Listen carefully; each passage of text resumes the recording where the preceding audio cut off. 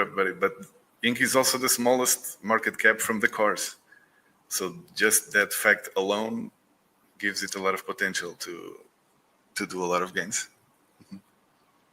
Yeah, what do you think about the inflation cut for? I mean, Hex, of course, had one OA staked, laddered out for years, cut the inflation.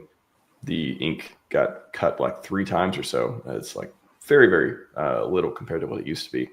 What do you think about that in general? I guess as someone farming, how do you feel about it? As someone bullish on the ecosystem, I assume, how do you feel about it?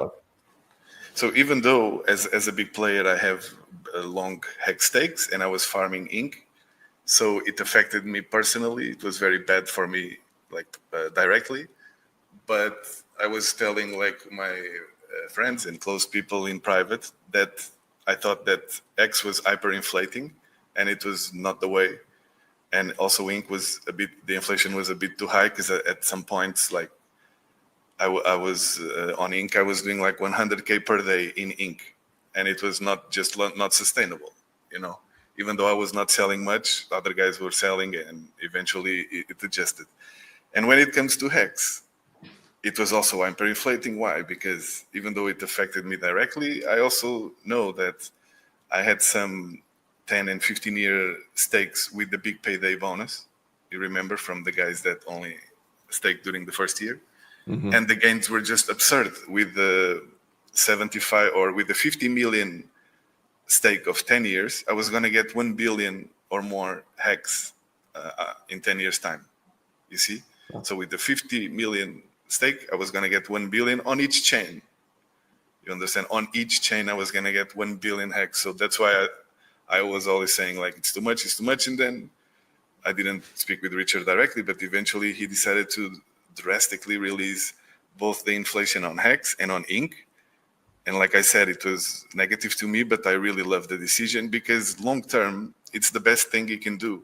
Everything that inflates is bad and devalues the currency, everything that inflates.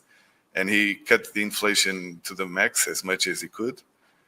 And it's going to help the chart long term. There will be less sell pressure, much less, And the stakes, I was going to get 1 billion Hex with this one stake on each chain. And now I'm going to get like half of that, or even less.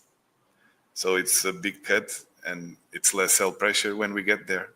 And I know I was not the only one that in the first few months made stakes of 10, 15 years. So, when Hex is 10 years and 15 years, there will be a lot of new stakes coming and a lot of sell pressure. So now there will be much less sell pressure, because Richard decided to take action against the inflation.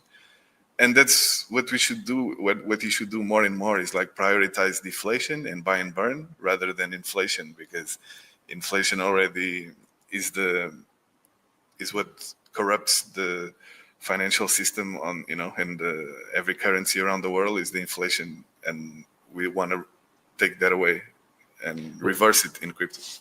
Well, especially with Hex, it was with Inc. It affected them both differently too. Or Inc, it was like, okay, Ink's got to be worth something, or people won't farm it. It's got to be worth some dollar value. But if there's too much of it, there's like a ton of sell pressure, all that. On Hex, though too, it's like, we were 38% APY, baby.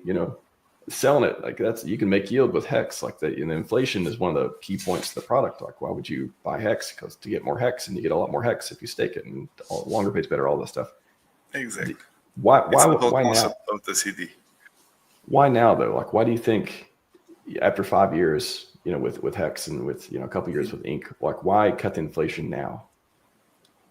Because he realized that there was a problem there, and I really like that about Richard, because it shows that he's flexible and he will adapt depending on the circumstances.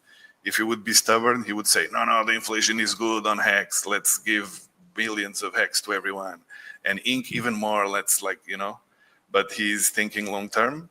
He's like using a long term vision to his project, and he realized, it's too much. I need to cut this down.